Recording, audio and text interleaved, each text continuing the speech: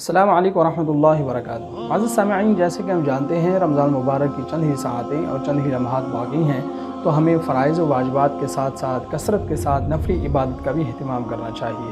نفلی عبادات میں سے ایک اہم ترین عبادت صلاۃ التسبیح ہے، جس کی اہمیت کا عالم یہ ہے کہ نبی کریم صلی اللہ علیہ وسلم نے اپنے چچا حضرت عباس رضی اللہ تعالی عنہ کو نہ صرف تلقین کی بلکہ تاکید بھی کی کہ اے چچا جان، آپ یہ عمل ہر روز کیا کریں، اور اگر ممکن نہ ہو تو پھر ہفتے میں ایک مرتبہ جمعے کے دن یہ عمل کر لیں، یہ بھی ممکن نہ ہو تو مہینے میں ایک بار، یہ بھی ممکن نہ ہو تو سال میں ایک مرتبہ، اور اگر یہ بھی ممکن نہ ہو تو زندگی میں ایک مرتبہ یہ عمل ضرور کرنا چاہیے۔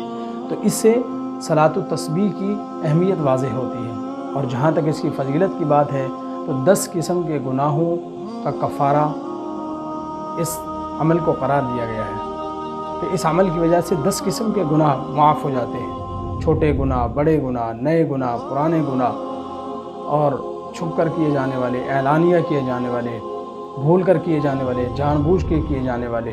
تو 10 قسم کے گناہ ایسے ہیں جن کی معافی کے متعلق یہ عمل کافی قرار دیا گیا ہے۔ تو ہمیں یہ نماز ضرور پڑھنی چاہیے۔ رہا اس کا طریقہ تو 4 رکعت نفل کی نیت کرنی ہے۔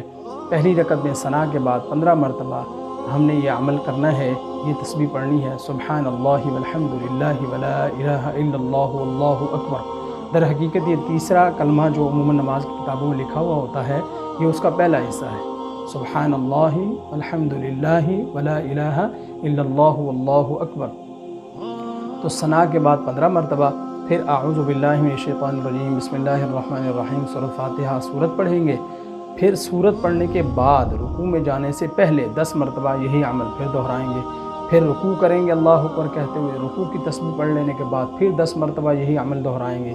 پھر کھڑے ہو جائیں گے، تسبیح تحمید یعنی سمع اللہ لمن حمدہ ربنا لک الحمد کہنے کے بعد 10 مرتبہ پھر پڑھیں گے۔ پھر اللہ اکبر کہتے ہوئے سجدے میں چلے جائیں گے۔ پہلے سجدے کی تسبیح پڑھنے کے بعد 10 مرتبہ پھر پڑھیں گے۔ پھر پہلے سجدے سے جب بیٹھ جائیں گے اللہ اکبر کہہ کے، پھر ہم 10 مرتبہ یہی عمل دہرائیں گے۔ دوسرے سجدے میں جائیں گے اللہ اکبر کہتے ہوئے، دوسرے سجدے کی تسبیح پڑھ لینے کے بعد پھر 10 مرتبہ یہی وظیفہ پڑھیں گے، یہی دعا پڑھیں گے، یہی ذکر کریں گے، سبحان اللہ والحمد للہ ولا الہ الا اللہ واللہ اکبر۔ تو اس طرح ایک رکعت میں 75 مرتبہ یہ عمل دہرایا جائے گا، اور 4 رکعات ہیں تو ظاہر ہے 300 مرتبہ ہو جائے گا۔ یہاں پر یہ بھی یاد رہے، بہت سے لوگوں کو یہ بھی کنفیوژن ہوتی ہے کہ 4 رکعتیں جب ہم نفل پڑھیں گے تو اس کی دوسری رکعت کہاں تک پڑھنی ہے، یعنی تشہد جب بیٹھ جائیں گے تشہد کہاں تک پڑھنا ہے، اور تیسری رکعت میں جب کھڑے ہوں گے تو ثنا پڑھنی ہے کہ نہیں پڑھنی، یا سورۃ فاتحہ سے ہی شروع کرنی ہے۔ یاد رکھیے نفل کے اندر افضل یہ ہے کہ جب 2 سے زائد رکعتیں پڑھی جائیں تو تشہد کے بعد درود شریف بھی پڑھا جائے، ساتھ دعا بھی پڑھ لی جائے، افضل یہی ہے۔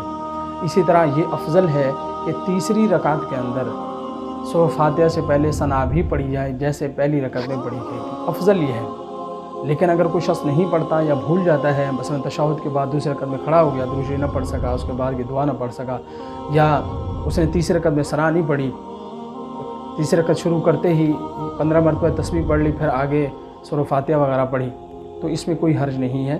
بہرحال افضل یہی ہے کہ دوسری رکعت کا تشہد مکمل دعا تک پڑھا جائے، تیسری رکعت میں ثنا پڑھی جائے۔ پھر بھی اگر کوئی تشہد پڑھنے کے بعد درود شریف نہیں پڑھتا، دعا نہیں پڑھتا بعد کی، اور تیسری رکعت میں ثنا پھر نہیں پڑھتا، تو اس کی نماز پر کوئی اثر نہیں پڑتا۔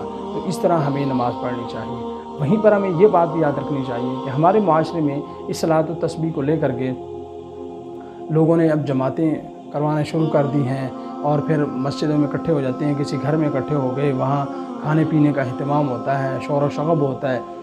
یاد رکھیے نفل عبادت کی اصل روح یہ ہے کہ نفل عبادت کو تنہائی میں اکیلے کیا جائے۔ تو اس لیے اس عبادت کا بھی تقاضا یہ ہے کہ ہم نفل عبادت تنہائی میں کریں، صلاۃ التسبیح تنہائی میں پڑھیں، اللہ سے راز و نیاز کی باتیں کریں، اللہ سے دعائیں مانگیں۔ جب ہم اکٹھے ہو کے اللہ کی دربار میں یا مسجد میں جمع ہوتے ہیں تو ظاہر ہے اس نفل عبادت کی وہ روح باقی نہیں رہتی، تو آدمی صحیح طرح عبادت نہیں کر سکتا۔ اس لیے گھر میں مرد ہے یا عورت ہے، گھر میں افضل یہی ہے کہ مرد بھی گھر میں ہی عبادت کرے نفل عبادت، اور عورت بھی گھر کے اندر ہی عبادت کرے، ظاہر ہے اس نے گھر میں ہی کرنی ہوتی ہے۔ تو خوب ہم اس کا اہتمام کریں۔ چند گھڑیاں باقی ہیں، دن میں رات میں کسی بھی وقت پڑھ سکتے ہیں، البتہ جو مکروہ اوقات ہیں نفل کے کہ فجر کی نماز کے بعد سے لے کر اس طرح فجر سے پہلے، فجر کا جو پورا وقت ہے نا، اس میں نفل عبادت نہیں پڑھ سکتے، تو اس لیے اس وقت میں بھی یہ عبادت نہیں کی جا سکتی۔ اسی طرح جو عین دوپہر کا وقت ہے جس کو استواء شمس کہتے ہیں، زوال سے پہلے کا جو وقت ہوتا ہے، اس میں نفل پڑھنا مکروہ ہے۔ اسی طرح عصر کی نماز کے بعد سے لے کر مغرب تک کا جو وقت ہے یہ بھی مکروہ وقت ہے، اس میں نفل نماز پڑھنا درست نہیں ہے۔ اس لیے ان 3 اوقات کے علاوہ کسی بھی وقت میں کسی بھی نماز سے پہلے اور بعد، ان اوقات کے علاوہ یہ عبادت ہم کر سکتے ہیں، تو ہمیں یہ عبادت ضرور کرنی چاہیے، دوسروں کو بھی تلقین کریں، ترغیب دیں اور اس پیغام کو دوسروں کے ساتھ شیئر کریں۔ السلام علیکم ورحمۃ اللہ وبرکاتہ۔